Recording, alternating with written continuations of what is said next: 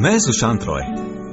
मुझे मुंबई आए कुछ 4 ही साल हुए हैं, पर लगता है कि लोकल ट्रेन में ही पैदा हुआ था। घर मेरा बोरीवली में है। रोज बोरीवली से दादर और दादर से बोरीवली ट्रैवल करता हूं।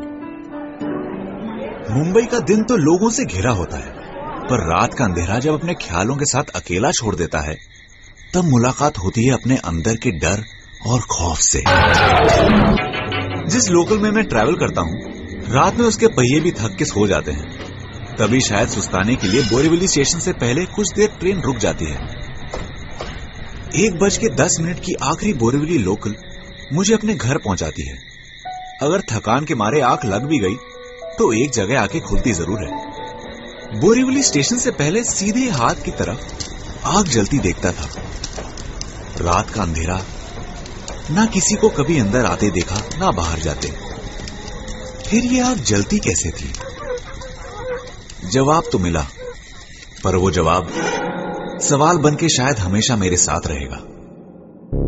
कितनी बार हमारे साथ ऐसा होता है, रात में ब्लैंकेट पैरों से हट जाए तो आंख खुल जाती है।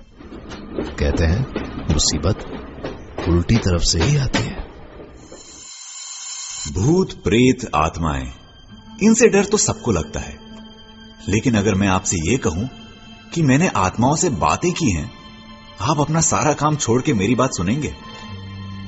सुनेंगे ना? 4 साल पहले मुंबई आने के बाद शुरुआत के दिनों में घर वालों की बहुत याद आती थी। एक वीकेंड प्लान किया था कि बरेली वापस जाके घर वालों को सरप्राइज दूं। निकल पड़ा। घर पहुंचा, घर वालों ने पिकनिक का प्लान बना लिया। मेरी कजन है स्वाति, हमेशा खुश।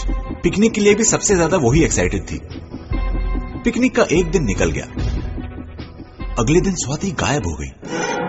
बहुत ढूंढा, 2 घंटे हो गए। तभी किसी ने कहा, अरे वो बगल वाले कॉटेज में तो नहीं चली गई? हाँ, हो सकता है, बच्चे दिख गए होंगे, खेलने में लग गई होगी ना। सुशांत जरा देख तो। मैं चला गया स्वाति को ढूंढने। कॉटेज को बाहर से देखा तो लग रहा था कि अंदर कोई नहीं रहता। गेट खोला। स्वाति! स्वाति मिल तो गई, पर क्या वो स्वाति ही थी? स्वाति! एक कोने में घंटों बैठी रहती, हर बात पे रो पड़ती। उसकी आंखें ऐसी जैसी अचानक उसकी उम्र 20 साल बढ़ गई हो। साड़ी दो ना। कभी साड़ी पहनने की जिद करती तो कभी सिंदूर लगाने की। उस खाली कॉटेज से मैं सिर्फ स्वाति को लाया था, या उसके सहारे कोई और भी बाहर की दुनिया देखना चाहता था? इस बात को 4 साल हो गए, पर खाली घर में, सुनसान रास्तों पर या खाली ट्रेनों में हमारे अलावा और भी कोई होता है? इसी सवाल से शुरू होती है मेरी कहानी। सुना है आसपास इंसानी हंसी आत्माओं को अपनी तरफ खींच लाती है। बहुत ज्यादा डर भी उन्हें आपके पास आने के लिए उकसाता है। मुंबई की एक बात मुझे बहुत अच्छी लगती है। यहां पर लोगों से बातचीत करने के लिए उनको जानना जरूरी नहीं है, खास करके ट्रेन में।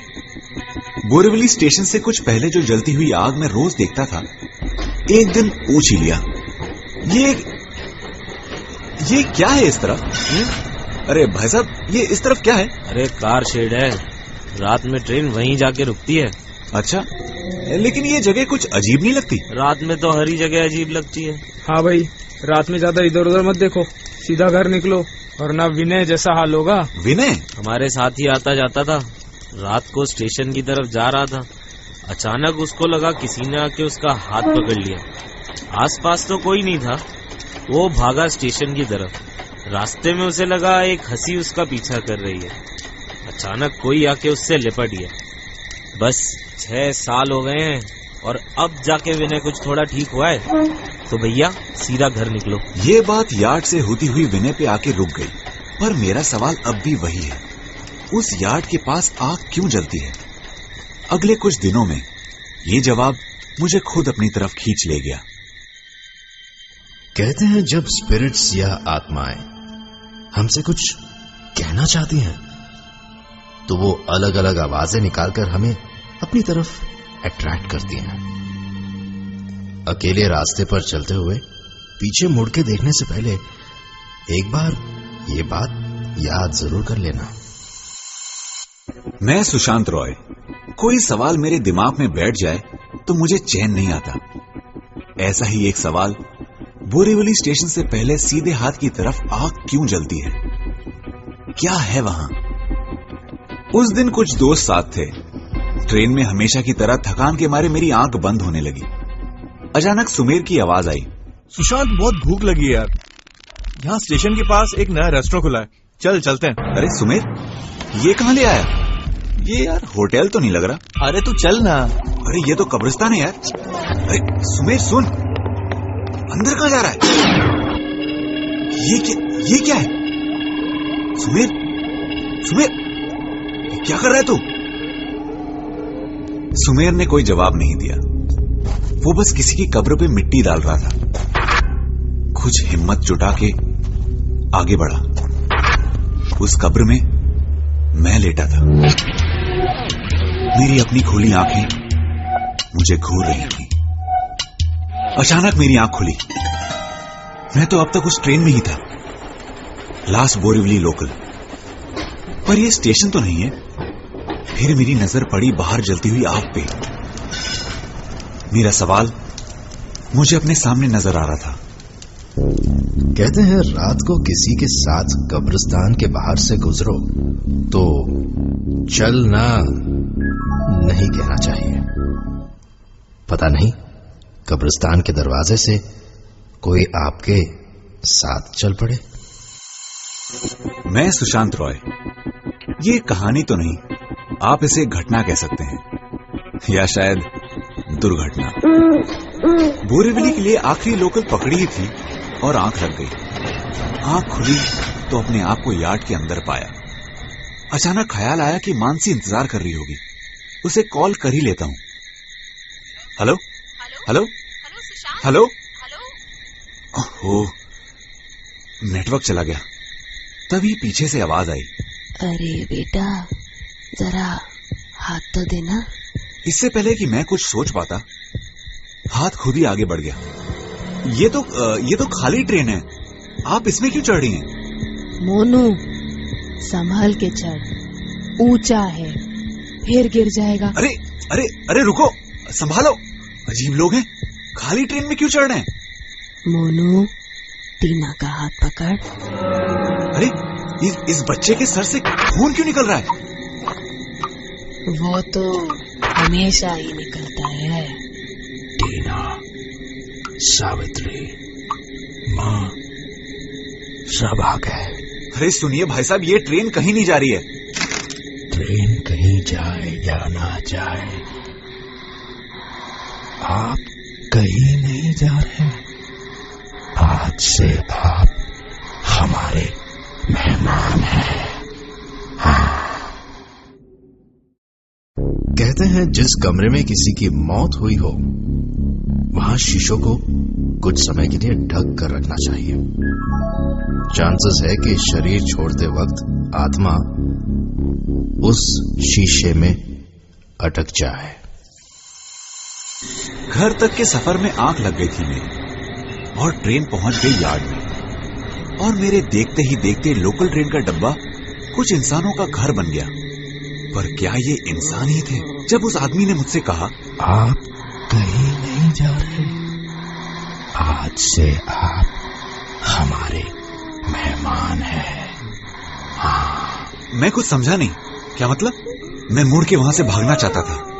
मुझे पता था मेरे आसपास कुछ गलत हो रहा है, पर डर के मारे मेरे पांव वहीं पर जम गए। अंकल, आज से आप मेरे ही कमरे में रहेंगे ना? प्लीज। वो छोटी बच्ची जिसे वो लोग टीना बुला रहे थे, उसने बढ़ के मेरा हाथ पकड़ लिया और कंपार्टमेंट के दूसरे कोने तक खींचने लगी। अंकल चलिए ना, चलिए। उसके हाथ बर्फ जैसे ठंडे, पथरीले, और उस बच्ची की पकड़ मुझे जैसे लगा उसने मेरी कलाई नहीं मेरा गला पकड़ लिया हो। अभी मैं सीट की तरफ बढ़ा ही था कि पीछे से आवाज आई, टीना, रोज कहती हूँ अपना हाथ संभाल के रख, कहीं भी छोड़ देती है। हाँ, मैं डर के पीछे मुड़ा और उसकी मां के हाथ में एक सचमुच का हाथ था। मैंने टीना की तरफ देखा और देखा कि उसका एक हाथ कटा हुआ था। सुना है कोई घर अगर कुछ दिनों के लिए या महीनों के लिए बंद हो तो उसमें आवाज के साथ एंटर करना चाहिए। पता नहीं अंदर कोई हो जो आपके अचानक दरवाजा खोलने से डिस्टर्ब हो जाए और फिर आपको डिस्टर्ब करे। एक बच्ची जिसका एक हाथ कटा हुआ है, फिर भी वो मुस्कुरा रही है। एक आदमी जो कोने में बैठा कब से एक ही चाकू तेज कर रहा है। कहां फंस गया हूं मैं? ना रो पा रहा हूं ना चीख पा रहा हूं। बचपन में जब कुछ अजीब सवाल पूछता था तो मां कहती थी, अरे बेटा, ऐसे सवाल नहीं करते, खाली दिमाग शैतान का घर होता है। क्या ये वही घर है? कौन है ये सारे? मैं इस यार्ड को अंदर से देखना चाहता था, पर क्या इसके बाद मैं कभी बाहर की दुनिया देख पाऊंगा? ये ख्याल आते ही मेरे कदम खुद ब खुद दरवाजे की तरफ बढ़ने लगे। अचानक उस ट्रेन का पूरा डब्बा गूंजने लगा। अगला स्टेशन जोगेश्वरी, पुढ़ी स्टेशन जोगेश्वरी। अगला स्टेशन गोरेगांव, पुढ़ी स्टेशन गोरेगांव। अगला स्टेशन मलाड। तभी मेरा फोन बजने लगा। स्टेशन मलाड। अगला station hello, Kandivali. Railway helpline. पुढ़ी स्टेशन हेलो, कांदिवली। यात्रीगण कृपया हेलो। ध्यान दें, ये गाड़ी यार्ड में जाएगी। हेलो, यार्ड में जाएगी, कृपया इस लोकल से यात्रा न करें। यात्री कृपया लक्ष द्या, या ट्रेन में प्रवास करू नका। ही ट्रेन। Hello, hello, hello. क्या हुआ ये? रुकी हुई ट्रेन में अनाउंसमेंट? क्यों हो रहा है ये सब? कहां भागूं मैं? क्या करूं? लोग कहते हैं सीढ़ियों के नीचे से कभी मत गुजरो। सीढ़ियों की उल्टी तरफ प्रेत आत्माएं अपना घर बनाती हैं और आपके बिना पूछे उनके घर आना शायद उन्हें अच्छा ना लगे। मैं आगे क्यों नहीं बढ़ पा रहा हूं? इस लड़की का हाथ कटा हुआ क्यों है? ये सारे लोग कौन हैं? मैं मदद के लिए चिल्लाया, पर मेरी आवाज उस यार्ड के सन्नाटे में गूंज रही थी। तभी मुझे ऐसा लगा कि पीछे से कोई रेंगता हुआ मेरी तरफ आ रहा हो। मुड़कर देखने की हिम्मत नहीं थी। किसी ने मेरे पैरों को छुआ। लोगों की भीड़ जैसे स्टेशन पर उतरने के लिए तैयार होती है, वैसे ही बहुत सारे लोग रेंगते हुए ट्रेन से बाहर निकल गए। ये सब नहीं हो रहा है मेरे साथ। ये सब नहीं हो रहा है। अभी आंख खुलेगी और मैं घर पहुंच जाऊंगा, अपनी मानसी के पास। मैं डब्बे के उस खुले दरवाजे की तरफ भागा और प्रेत आत्माएं कभी कभी अपने आप को खुशबू के जरिए जाहिर करती हैं। तो अगर किसी भी तरह की स्मेल आप सबसे पहले भांप लेते हैं तो चांसेस है कि आपके अंदर आत्माओं से बात करने की शक्ति छुपी हो सकती है। रोज दादर से बोरीवली के अपने सफर में सोचता था कि ये यार्ड के बाहर आग क्यों जलती है। रात को रुकी हुई ट्रेन में क्या सच में कोई नहीं होता? दिन में लोकल ट्रेनों में इतने लोग होते हैं कि सांस लेने की जगह नहीं होती है, लेकिन रात में इस लोकल की सांसें कैसे चलती हैं? क्या होता है इनके अंदर? इस सवाल का जवाब मुझे हमेशा के लिए इस ट्रेन में छोड़ गया।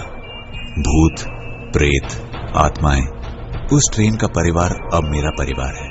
अब भी मैं हर रात बोरीवली के लिए आखिरी लोकल पकड़ता हूं, पर अब मेरा घर बोरीवली में नहीं, उस यार्ड में है। कभी ट्रेन में बैठे बैठे आंख लग जाए तो आप भी आइएगा मेरे घर।